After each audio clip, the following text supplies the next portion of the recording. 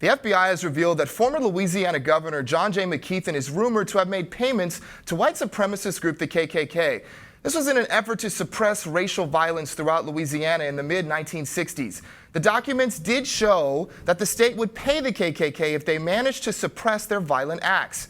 Louisiana State University's Cold Case Project did obtain these reports under a Freedom of Information Act request. Former Governor McKeithen was all about improving race relations and the rights for blacks. He was the first governor to add a black aide to his staff, in addition to other appointments that he made while he was in office. And I think this begs the question, do you compensate the devil, if you will, to keep them at bay? Well, I mean, I think it more speaks to the fact, I mean, how unfortunate it is that he had to bribe them to stop doing that. But I think at the time we were in such a state of chaos that it seems like that might have been the only thing that he could do, because we were talking about, so this is all in the mid-1960s, as you said. The particular area that we're talking about, Bogalusa in Louisiana, in 1965 it had the highest per capita membership rate for the KKK, including public officials. So, and even during that time, there were 2 black deputies that were shot, one was killed.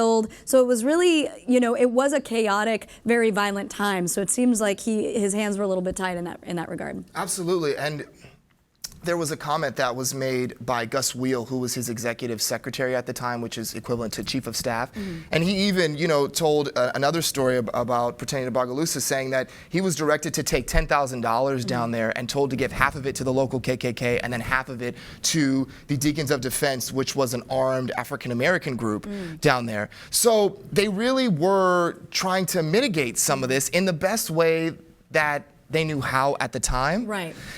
Another piece here is that they had a whole camouflaged system intact for getting this money to the KKK. There was also a local insurance company that would send insurance checks to these KKK leaders, and then the state would pay the insurance company back.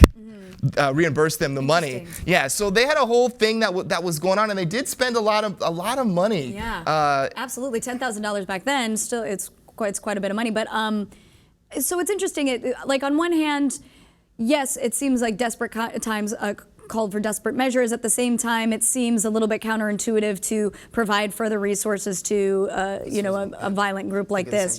So it's one thing where it's still furthering their cause by giving them money. It's hush money in some capacity. I mean, I think, this is very interesting. I wonder the reason why they had to go secretly, beating around the bush there, because I suppose on a PR level or maybe a legal level, they couldn't just be like, let me write a check to the KKK. It had to be funneled through the insurance company and whatnot. Yeah, so they used a lot of different things. And, according to the KKK, they made these arrangements to maintain law and order in the state. And there was no indication that the feds were really looking into the former governor. Mm-hmm. They were actually focused on former Klan leader Robert Fuller. Mm-hmm. And so in the documents pertaining to him, former Governor McKeithen, his name was embedded within that. Is there any indication that it was helpful? Like, were people kind of quiet on the violence front for a while? Like giving them this money, did they settle down a little bit? I think they were as quiet as they could be. Yeah. Because once again, to the previous point, you're still giving them money to further their cause and do what they needed to do. So I think in a little bit of a way, they were hushing up. Maybe for a brief amount of time. Yeah. Well, it's interesting because we were also looking into it, even as recently as 2009. There was an individual by the name of Cynthia Lynch. She was killed in a KKK initiation gone wrong. Allegedly, she had actually come from Oklahoma, wanted to be initiated, and then the next day got shot in the head. It's unclear, exactly the reasoning behind it. But to me, it just emphasizes the fact that even this many years later, we're still seeing the waters have run very deep when it comes to the racial tension there. Yeah, and I actually have a quote. This is from Marjorie McKeithen, who is the granddaughter of the former governor. And this is what she had to say about her grandfather. She says, thanks to his leadership, Louisiana was spared much of the violence that permeated other southern states.